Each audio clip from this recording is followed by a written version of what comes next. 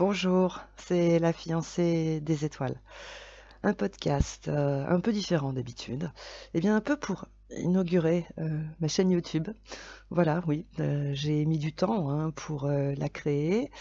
Alors, parce que déjà, je ne suis pas une YouTubeuse acharnée, mais c'est quand même un moyen pour aborder des sujets différents. Alors dans ce podcast, eh bien, je vais vous parler de la fiancée des étoiles, de sa vocation. Alors ce blog a été créé il y a un peu plus de 2 ans.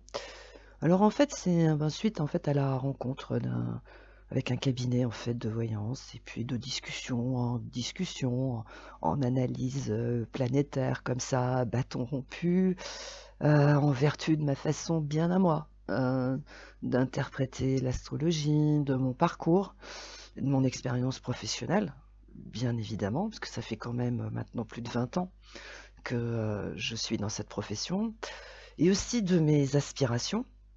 Eh bien, l'idée de créer un blog pour partager un peu tout ça, eh bien, elle s'est installée, donc j'ai créé ce blog. Alors, sur le coup, on pourrait penser que l'astrologie n'a rien à voir avec la voyance.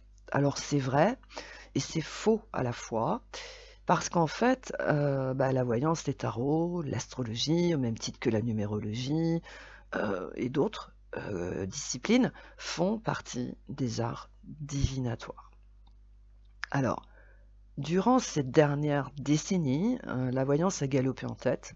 Elle était très, très populaire, elle a remporté un franc succès, surtout, avec le développement de la télématique, à savoir les audiotels, les plateformes sur internet de consultation, par téléphone. Et dans le même temps, l'astrologie, quant à elle, a été réduite, aux horoscopes. Pendant ces dernières années, l'astrologie, voilà, hein, quand on parlait d'astrologie aux gens, pour eux, c'était, l'horoscope, qu'ils pouvaient lire, dans tous les magazines, chez le dentiste ou chez le coiffeur, hein, peu importe. Donc seule une poignée de personnes, consultaient un astrologue pour établir leur thème natal et bien évidemment, réaliser, leur, révolution, solaire. Et comme on n'arrête pas le progrès, avec le développement des réseaux sociaux et surtout de YouTube, hein, disons les choses comme elles sont, eh bien des astrologues ont créé leur chaîne et puis désormais ils animent des vidéos où ils expliquent les transits planétaires, leurs effets, etc. Et donc depuis, et grâce à cela, eh bien la cote de popularité de l'astrologie est remontée en flèche et désormais il y a beaucoup de plus de personnes qui s'y intéressent. Il est vrai que maintenant, c'est vrai que l'astrologie, elle est de moins en moins réduite à ses horoscopes. Elle a trouvé une place au même titre que la voyance, en fait. Voilà, c'est devenu beaucoup plus équitable. En revanche, insérer l'astrologie dans l'univers de la voyance, alors c'est pas vraiment simple. Alors pourquoi c'est un peu plus compliqué? Il est vrai que les adeptes de la voyance ont un peu de mal avec la technicité, avec l'approche un peu plus pragmatique, plus technique de l'astrologie, mais quoi qu'on dise et quoi qu'on pense, l'astrologie est complémentaire. Elle apporte un réel plus en fait à la discipline qui est la voyance. Et, du coup, aussi, insérer l'astrologie sur un audiotel, parce que ça, c'est quand même pas non plus très habituel, ça j'en suis tout à fait consciente, c'est même un pari, mais pour moi, insérer l'astrologie sur un audiotel, eh bien, ça la rend plus accessible et je pense que ça aussi, c'est une bonne chose, car il ne faut quand même pas oublier que l'astrologie, c'est quand même une connaissance qui doit être transmise au plus grand nombre. Mais il y a, une autre difficulté dont je suis tout à fait consciente, c'est-à-dire que j'ai une approche qui est quand même à contre-courant, de l'astrologie actuelle. Donc c'est vrai que ça ne facilite pas, les choses et alors l'intégration de l'astrologie dans l'univers de la voyance. Alors pourquoi suis-je à contre-courant des analyses qui circulent dans tous les sens? Eh bien parce qu'en 2008, j'ai pressenti un changement majeur qui s'est donc confirmé en 2012. Et c'est donc à cette période-là que j'ai vraiment étudié les transits planétaires majeurs et j'ai compris qu'au cours des années qui allaient suivre, les choses allaient prendre une tournure très différente. Laquelle? C'est-à-dire qu'en fait, le stock, je vais vous expliquer ça comme ça, le stock de joie, de bonheur, de facilité, d'évolution, allait se réduire d'année en année, et le stock de difficultés, de soucis, de rigueur, de restrictions allait quant à lui augmenter d'année en année.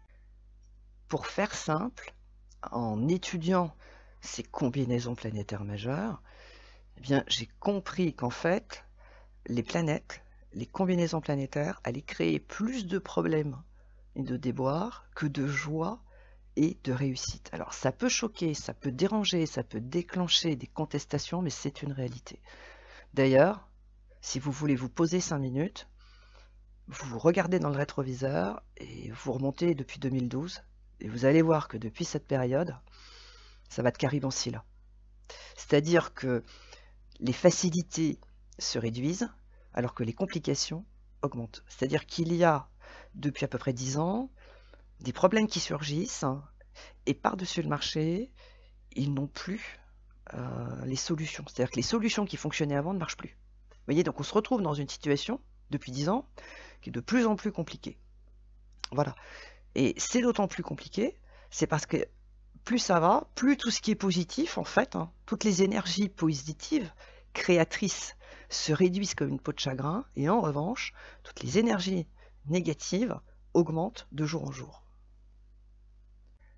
Alors, devant en fait ce constat, eh bien, j'ai conclu qu'il fallait donc s'adapter et utiliser l'astrologie autrement, c'est-à-dire en lui redonnant sa place de connaissance. C'est-à-dire qu'il fallait la sortir du prévisionnel et la mettre dans une logique de connaissance, puisqu'en fait, ça, c'est quand même son ADN. Donc le temps béni d'utiliser l'astrologie pour annoncer des trucs super géniaux, pour dire ouais, c'est le moment de faire ci, c'est le moment de faire ça, vous allez voir, ça va être génial, il va se passer des trucs top, à mon avis, ça révolue déjà depuis 10 ans, clairement. À mon sens, l'astrologie, maintenant, elle doit servir à comprendre le sens des événements de façon à ce qu'ils ne soient plus subis. C'est-à-dire qu'en fait, elle doit contribuer à l'évolution émotionnelle, mentale et psychique. Parce que le temps de l'évolution matérielle, en fait, il est terminé. C'est ça, en fait, qu'il faut arriver à comprendre et surtout à accepter. Voilà, c'est la raison pour laquelle eh bien, j'analyse les transits planétaires différemment. J'ose dire qu'ils vont créer des réactions et des événements contraires aux espérances. En revanche, j'explique ce qu'il faut faire, comment réagir, car désormais, on ne peut plus rester sans rien faire, attendre comme avant que le miracle se produise, en fait. Ça, c'est une hérésie d'être comme ça. Pour moi, c'est absurde de penser que, en fait, le stock de joie, de bonheur, de facilité, d'évolution est identique à celui des difficultés et des problèmes. Parce qu'avant, ça marchait comme ça. Il y a encore, allez, on va dire une quinzaine d'années, le stock de facilité, d'évolution, de joie, de bonheur, d'aisance, de confort, tout ce que vous voulez, était quasiment le même. C'est-à-dire que c'était équitable. Donc ça contrebalançait quand il y avait des soucis, des problèmes.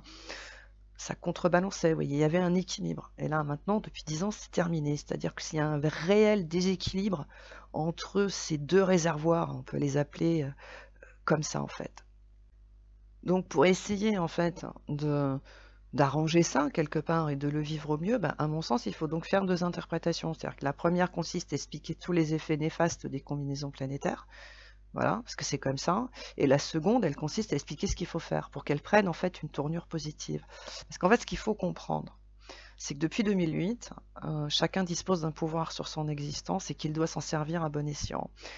En fait, le temps béni, où il suffisait d'annoncer que tout allait bien se passer, qu'une rencontre allait se produire, qu'on allait trouver un travail, que les nouvelles allaient arriver, et puis qu'il suffisait juste d'attendre et de remercier la voyante, l'astrologue pour ses bons services, mais c'est fini ça. Moi, je peux vous garantir que, comme je vous le disais, moi j'ai 20 ans de métier. J'ai travaillé pendant 10 ans pour la plus grosse plateforme, le leader dans la profession, clairement. Et sur les deux secteurs, c'est-à-dire je faisais des consultations, j'étais aussi dans le pôle de rédaction, c'est pourquoi d'ailleurs j'ai écrit autant d'horoscopes et que j'ai été, enfin moi ce que j'écrivais en tous les cas était publié dans 6 pays européens dans le monde de la presse. Donc je peux vous dire qu'à ce niveau-là, j'ai pas grand-chose à prouver, clairement. Mais je peux vous garantir qu'il y a 15 ans, ah bah oui, il suffisait de m'appeler, hein. Je vous le dis franchement, je vous sortais le truc, la réponse, et dans les 3 jours, j'avais si vous voulez, des délais qui, ça tombait quasiment à 2 jours près, quoi. Ça roulait, mais grave. Maintenant, c'est fini. Ça ne fonctionne plus. Voilà. Parce qu'en fait, depuis 2012, il faut comprendre que chacun doit faire sa part de travail. Voilà. En évoluant sur le plan émotionnel, mental et psychique, et surtout en comprenant le sens des événements. Si vous voulez, le temps où, effectivement, comme il était il y a 15 ans, d'appeler une voyante, d'appeler une astrologue en lui disant bonjour, est-ce que mon chéri va me rappeler parce que j'ai pas de nouvelles depuis une semaine. Ok, il y a 15 ans, c'était hyper facile de donner une réponse qui était juste. C'était mais vraiment de l'autoroute. Enfin, en tous les cas, pour quelqu'un comme moi, je peux vous garantir que c'était hyper fastoche, quoi. Maintenant, c'est un exercice extrêmement périlleux. Parce qu'en fait, il faut que la personne comprenne pourquoi le chéri donne pas de nouvelles. Voilà. Faut arrêter de s'arc-bouter. Est-ce que je vais avoir des nouvelles? Est-ce que je vais avoir des nouvelles, quoi? Ça sert à rien. Voilà. Il faut comprendre pourquoi il n'y a pas de nouvelles. C'est pour ça que depuis 2012, chacun doit faire sa part de travail en évoluant sur le plan émotionnel, mental et psychique. C'est ça ce que j'appelle cette évolution, c'est-à-dire que maintenant il faut se dire ok, pourquoi? Donc en fait je dirais que les questions qu'il faut poser à une voyante ou une astrologue, c'est pas est-ce que mon chéri va me rappeler? Il faut plutôt dire j'aimerais comprendre pourquoi il ne me rappelle pas. Voilà la vraie question. Vous voyez, il faut changer les choses. Et là, on va avancer.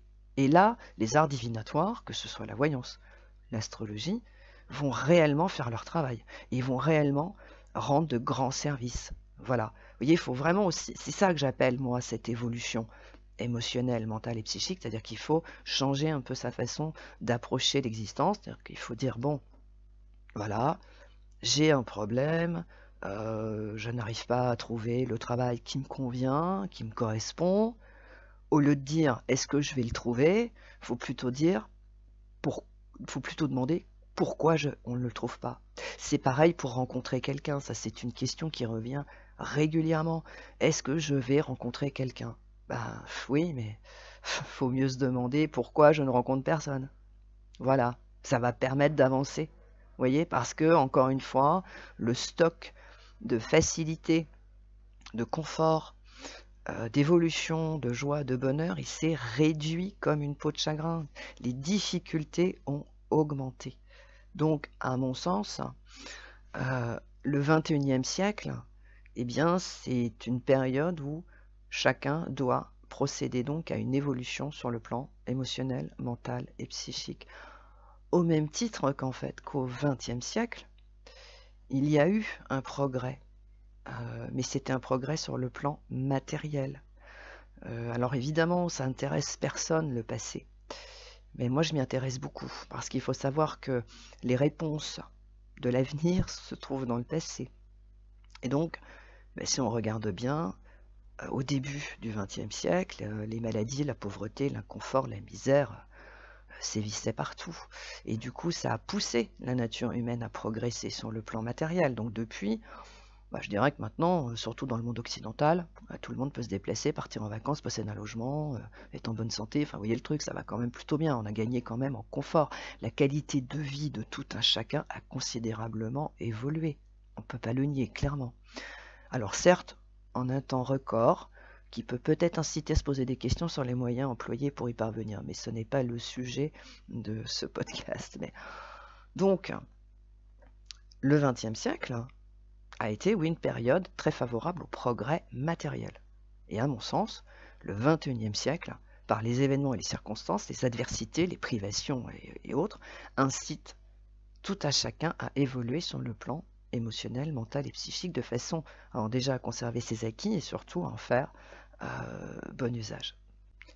Et c'est pourquoi en fait je pense que l'astrologie elle a un rôle à jouer dans cette évolution en expliquant le sens profond de tous ces aléas qui s'empilent depuis 2012 et notamment depuis 2008. Alors oui, dans l'indifférence générale, hein, que visiblement les gens veulent pas le voir. Ça, c'est un problème aussi entre l'illusion et la réalité. Ça, j'en parle énormément, que ce soit dans les podcasts ou dans les articles sur le blog. Je parle énormément de l'illusion et de la réalité. Donc c'est ça la réalité. C'est-à-dire qu'en fait, je pense que l'astrologie est là pour donner des pistes de réflexion pour que chacun puisse utiliser ses ressources personnelles pour les transmuter, de façon à ce que le stock de joie, de bonheur, de facilité d'évolution remonte au lieu de se vider inexorablement, parce que là, c'est ce qui est en train de se passer. Voilà pourquoi j'ai donc cette façon de faire qui est effectivement très à contre-courant de toutes les analyses, les prédictions qui sont faites à tout va et dans tous les sens. Mais moi, je le pense vraiment, hein. Je pense que voilà, annoncer, analyser que telle combinaison planétaire est une occasion pour obtenir ceci ou pour obtenir cela, que c'est une période formidable pour faire quelque chose, mais c'est ne rien avoir compris. Pour moi, c'est ça. C'est-à-dire que s'il y a des gens qui sont encore là-dedans, c'est-à-dire qui sont encore dans, comme il y a 15 ans, si vous voulez. Alors oui, il y a 15 ans, on pouvait faire ça, mais à l'aise. Mais grave, on pouvait vraiment faire comme ça. On pouvait dire, voilà, telle combinaison planétaire est une opportunité pour faire ci, pour faire ça, etc. Et en fait, les gens avaient juste à le savoir, hein, que ce soit par le biais d'une consultation, par le biais d'un horoscope ou un article, c'était pas le problème. Il suffit juste d'expliquer les combinaisons planétaires, qu'est-ce qu'elles apportaient de bénéfique. Bon, parfois, s'il y avait 2-3 petits trucs qui accrochaient, on pouvait le dire. Au contraire, c'était très bien, mais très franchement, les gens avaient juste besoin de le savoir et ça roulait. Maintenant, ça marche plus du tout, c'est foutu. Alors, parce qu'encore une fois, eh bien, ces changements majeurs qui se sont produits réduisent considérablement les joies, les bonheurs, les facilités, l'évolution, jusqu'à les faire disparaître. Parce que là, on en est là quand même, il ne faut pas l'oublier. Donc, ne pas le voir, ne pas avoir compris en fait ces changements majeurs qui se sont produits à partir de 2008 et qui se sont vraiment installés en 2012, mais clairement c'est ça, hein, ça témoigne d'une absence totale de vision à long terme. Alors que selon moi, être astrologue, c'est être visionnaire. Pour moi, c'est ça. Être autant une médium, une voyante, vous voyez, bon, ok, c'est plus peut-être sur du court terme. Pour moi, être astrologue, c'est avant tout être visionnaire. Et c'est ce que j'essaye de faire de mon mieux. Et pour illustrer ce que je vous explique, j'ai remarqué par mon travail sur l'audiotel, c'est pour ça que ça me passionne, parce que moi j'adore être sur le terrain, parce que voilà, j'ai plus une expérience au niveau de l'écriture, bien évidemment, mais j'ai toujours été sur le terrain, parce que même lorsque j'écrivais des horoscopes, j'étais aussi sur le terrain, je faisais quand même des consultations, parce que je pense qu'il faut qu'on soit sur le terrain. Alors ça, c'est un peu aussi le problème, entre guillemets, des astrologues, ils sont pas sur le terrain. Voilà, ou alors ils font des consultations qui coûtent une blinde, donc ça réduit les choses, mais je pense qu'il faut vraiment aller sur le terrain, il faut aller dans la vraie vie des vrais gens, et je trouve que l'audiotel est un moyen exceptionnel pour vraiment être au contact en fait avec la réalité, c'est-à-dire ne pas être uniquement dans la théorie. Parce que moi la théorie c'est pas mon truc, moi j'aime bien être dans la réalité, dans la vraie vie des vrais gens, ça je le répète souvent. Donc oui, j'ai remarqué sur l'audiotel que des axes qui jadis n'avaient aucun effet néfaste font désormais des ravages. Et il y en a deux, en l'occurrence, qui se distinguent mais très nettement. Le premier, c'est l'axe Cancer-Capricorne, et le second, c'est l'axe Balance-Bélier. Et lorsque des planètes, mais même la Lune, il suffit que ce soit juste la Lune qui passe en Cancer, il y a une remontée de peur, mais ahurissante. Et lorsque des planètes circulent en Balance, là pour le coup on a un excès d'impatience, de menaces, de conflits, de ruptures en tout genre. Ça surgit mais de toutes parts. Et bizarrement, ces axes provoquent des réactions qui n'existaient pas autrefois. Ça, je peux vous le garantir. Quand je suis sur l'audiotel, c'est 2 matinées par semaine, je regarde bien évidemment les combinaisons planétaires de la veille et du jour. Et je peux vous dire qu'à chaque fois, ça coupe pas. Dès qu'il y a du cancer qui circule, c'est parti. Là, c'est les peurs, des émotions, des crises émotionnelles qui remontent. C'est complètement dingue, qui incite à s'enfermer entre quatre murs. Enfin, ça fait des réactions de dingue. Et pareil, quand il y a des planètes qui circulent en balance. Là, on n'a que des ruptures, le couple est la question majeure, etc., etc. Et ça, avant, ça n'existait pas. Mais clairement. Maintenant, c'est comme ça. On a ces deux axes, et c'est systématique. Et surtout quand c'est, je vous dis, balance, cancer. Et d'ailleurs, lorsque ces planètes, que ce soit le cancer ou la balance, ça circule, la dépendance à l'autre et aux autres est vraiment marquante. Mais clairement, c'est ça. Il y a une demande de couple, une demande de sécurité qui est complètement ahurissante. Et qui, encore une fois, croyez-le ou pas, hein, mais ça n'existait pas il y a une dizaine d'années. 15 ans, ça n'existait pas. Voilà. Donc finalement, la conclusion, c'est que... Alors, c'est pas que ça m'amuse et que je ne m'en réjouis absolument pas, mais c'est un fait. Les énergies planétaires produisent plus de réactions et d'événements négatifs que positifs. Vous voyez? C'est-à-dire qu'en fait, et ça c'est depuis 2012 et ça empire, là notamment depuis les 2 dernières années, les gens ne réagissent plus d'une façon positive aux planètes, mais d'une façon négative. C'est comme ça. Donc c'est pourquoi tout part à volo dans la compréhension générale. Mais ça, pour moi, c'est pas c'est une fatalité. Je pense qu'on peut vraiment faire quelque chose. C'est donc pour ça qu'en fait, c'est la vocation de la fiancée des étoiles, c'est-à-dire d'expliquer les événements et les réactions négatifs. Hein. Celui que je vous dis, c'est comme ça, il faut s'y faire. Et aussi la meilleure façon de réagir, parce qu'il est plus possible de penser que le ciel fait tout le travail à notre place et qu'il suffit d'attendre que ça tombe tout seul, quoi. Ça, c'est fini. C'est mort. Sauf si on tient absolument à ce que notre stock de bonheur, de joie, de facilité, d'évolution soit complètement à 5, et puis que celui des restrictions, des difficultés augmente et nous submerge. Voilà. Parce qu'encore une fois, on a le choix. Et cette fiancée des étoiles, en fait, il y a une deuxième étape.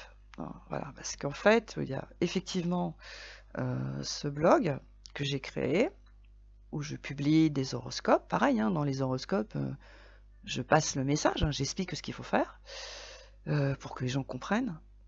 Et donc, ce blog, en fait, était quelque part le préambule. C'est-à-dire qu'il avait un peu vocation à préparer à cette vision de l'astrologie qui est certes à contre-courant et quand même assez différente. Parce qu'en fait, la deuxième phase, c'est l'écriture de livres. Alors, le premier est en cours de rédaction. Alors, il est bien avancé. Alors, je rame un peu, j'ai mis beaucoup plus de temps en fait que je ne le pensais, mais en fait il faut savoir que j'ai une vie qui est bien remplie. Et surtout, ma priorité c'est ma famille, et je la fais toujours passer donc en premier, parce que si je fais pas ça va pas, je suis pas efficace, enfin il y a un truc qui tourne pas rond, et là tout part dans le mauvais sens. Donc oui, je fais toujours passer ma famille en premier, et c'est ce qui me réussit le mieux. Donc comme j'ai une vie de famille avec plein de joie, plein de choses extrêmement positives qui sont arrivées ces derniers mois, effectivement, oui, le livre, il a été en fait un peu plus ralenti, c'est clair, mais il est quand même en très bonne voie. Alors, le sujet de ce livre, en fait, c'est le secteur sentimental. Pourquoi? Parce qu'il est complètement dévasté. Désormais, le secteur sentimental, l'amour, maintenant c'est une source de préoccupation, de conflit, de reproches, de rupture, de solitude, de chagrin et j'en passe. C'est devenu une guerre de tranchées. En fait, le secteur sentimental a perdu sa vocation originelle. Alors c'est symbolisé en astrologie par la maison 5, mais force est de constater que cette maison 5, qui est pourtant est une source de joie, de bonheur, d'amitié, de tendresse, de plaisir, de tout un tas de choses super sympas, super agréables, en fait ça ressemble plus à la maison 12, quoi. Voilà, pour moi c'est ça, c'est tout à fait étonnant. Ça c'est encore pareil. Là je vous parlais des énergies des planètes qui étaient complètement inversées, parce qu'en fait c'est ça, hein, maintenant les planètes elles sont à l'envers, elles marchent à l'envers, elles marchent plus à l'endroit, elles marchent à l'envers. Et bien c'est pareil pour les maisons. Maintenant la maison 5 c'est la maison 12. Je comprends, c'est absurde, mais c'est comme ça. C'est à la maison 12, hein, c'est la maison la plus moche de l'astrologie. C'est là où on a des épreuves, des chagrins, des trucs moches, où on patine sur des trucs négatifs à n'en plus finir. Enfin bon, c'est affreux, c'est vraiment pas marrant.